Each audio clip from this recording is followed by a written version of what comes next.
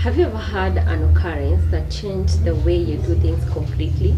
Now, this is Lifestyle with Anita, and as I take you through the process of buying goods from Alibaba and shipping them to Kenya, I want to tell you a story. Yeah. Now, long time ago, that is in 2012, that is my long time ago, I used to make nails in salon, just like many of you do, until one day or one period of time, it happened that I contacted a fungal infection. I think it's from the way the salon tools were not being disinfected properly. Okay, from that time, I stopped making my nails in salon for a very long period of time until much later on.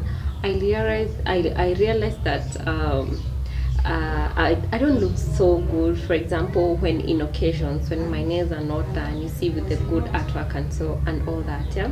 So I started researching about what I could do to make my nails, and I don't have the professionalism of making nails. Researching about the press-on nails, I realized they're not so common in Kenya, and whenever you could get them, they were at a high cost during those periods. So I started getting interested more and more, and realized there's so many women who also are suffering from the same misfortunes. Let's say misfortune of not getting a proper nail artist who can be able to maintain the level of cleanliness to enable for women to avoid contracting these diseases and many more things that comes with lack of hygiene in the salons. And that's how I started searching on Alibaba.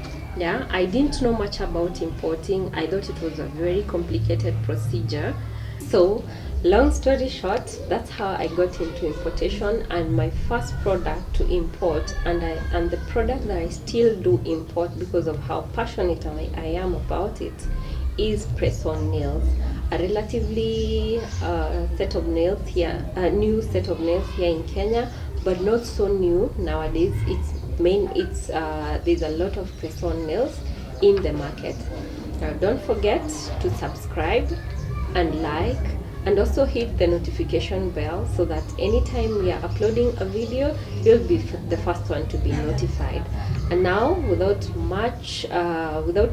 further ado, let me take you through the importation process, how you ship from Alibaba and bring your goods to Kenya within a span of, let's say, from 8 days to 45 days, depending on the means that you have chosen.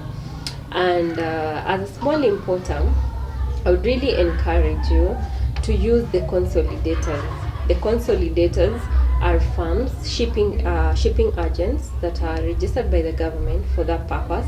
They consolidate goods from different people who are shipping from China or from any other country, even Dubai or any other country, and then consolidate them, because we are not able to ship containers in full because we are limited by resources or something of sort, and then ship them in the country as one cargo. Yeah. Now, the first process is the one that I've just spoke about, of identifying the product you want to buy. In this case, I had identified the press-on nails. You have to research in the market, identify which product makes you happy for any reason, or which product is just create a niche for yourself. Yeah. Look the product that has cost, a product that is unique, a product that is so highly priced here in Kenya, yet you can get it in with good rates from Alibaba. That is the first step. Then number 2, ensure you download the Alibaba app. Doing all this, you only need your smartphone. Ensure the app is on your phone. Then number 3, search the item on Alibaba.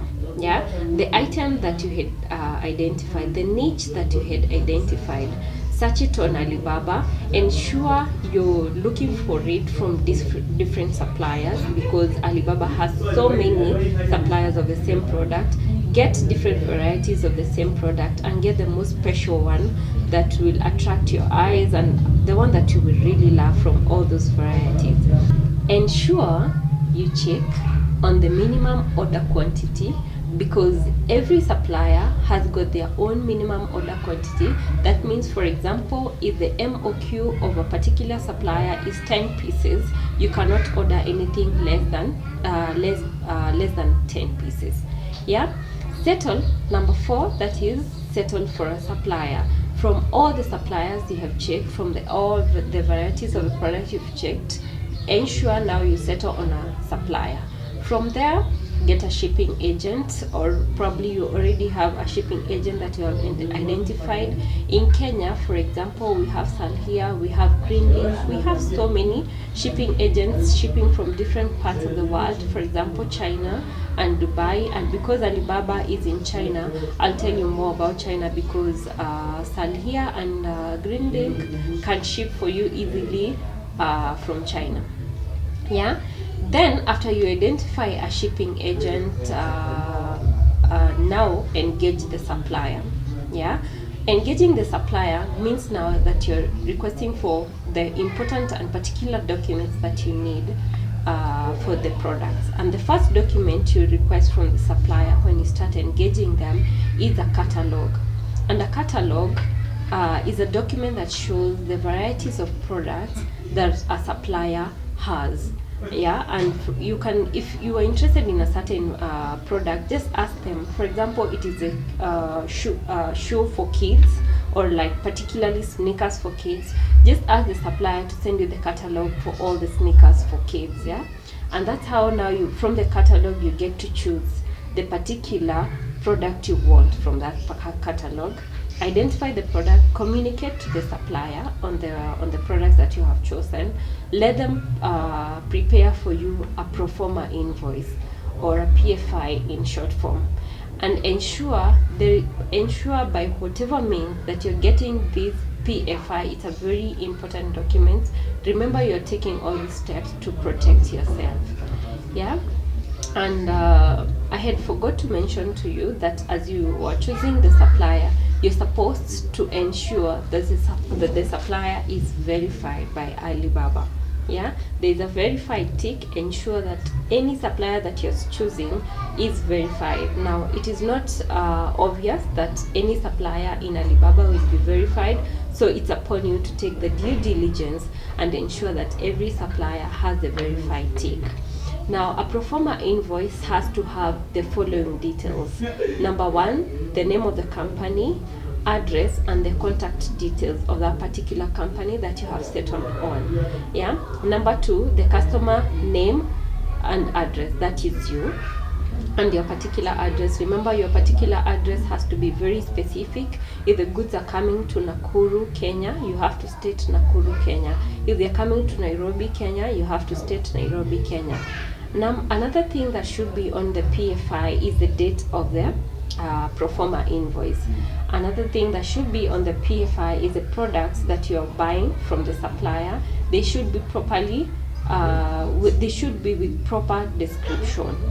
Yeah, another thing should be the weight in kilograms and also the weight in cubic meters. Yeah, the reason why you want to know the weight in both kilograms and cubic meters is because you want to make a decision on whether to ship by air or to ship by sea.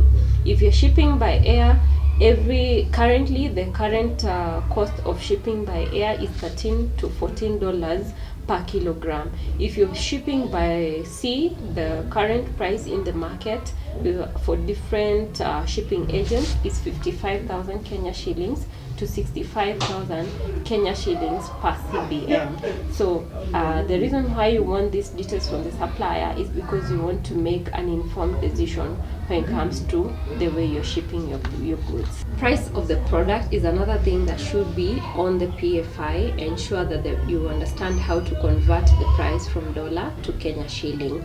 Then the total amount of the PFI. Yeah. Do not pay for goods. I repeat again, do not pay for goods that you do not have a PFI for. Yeah, another thing that you're supposed to do after that is point number 7. You're supposed to connect now your agent in China with your supplier. Connect them, and with the shipping agents that I use, they are always making out there advising on whether the supplier supplier is a legit supplier, so they can help you in checking the legitimacy of the supplier because they are in the same country with the supplier. After you connect them both, make your payments. You can directly and that this is after you check the legitimacy of the supplier. You can make it directly to the supplier via the bank, or you can make it to the shipping agents using M-Pesa. Yeah, the supplier then will send the goods from his warehouse or from his factory to the shipping agent's warehouse. Remember to be very specific with the address, whether it's by air or by sea. Those are different addresses. Remember to be very specific with your address, whether by sea or by air. Those addresses you will have got from the shipping agent, either in China or here in Kenya. They'll have given you the address that you will have shared by your supplier. So remember to be very specific. By sea, indicate by sea warehouse, or by air, indicate by air warehouse, so that they are able to differentiate. Remember, it might cost you to transport goods from the supplier to the shipping agent. So be mindful of that cost and take it into consideration while doing your costing. Now, the final step now is waiting for the goods. Once you have confirmed that the goods are with your agent, they should send you a waybill number that they have sent the goods to Kenya and they are en route already, and get a waybill. And using that waybill, you can always call the shipping agent here in Kenya to check to track it and check its whereabouts. Yeah. Now the last step is to pick it and confirm that whatever was requested is whatever you received, and then start your selling. Now be mindful of your costing. Your cost should now be the price of the product plus the price of shipping of transporting the product from the supplier to your shipping agent, plus the cost of transporting them from China to Kenya, that is the shipping cost from China to Kenya. And then if there's any transport charges from the warehouse of the shipping agency in Kenya to your destination, it should also be factored, and any other cost that was incurred during that process of shipping the products of buying the products from China and shipping them to Kenya. Every cost should be involved, and now that should be the actual cost of your product. As now you prepare to mark it up, have a margin for it, and then sell it, to be able to sell it competitively in the Kenyan market. Now keep it locked in here so that I can also explain to you and also guide you on how to sell the products still on social media using Instagram, TikTok, and any other social media. You can also sell them offline anyway it's allowed. Yeah. Now this has been me, your girl, Lifestyle with Anita. Yeah, remember to subscribe.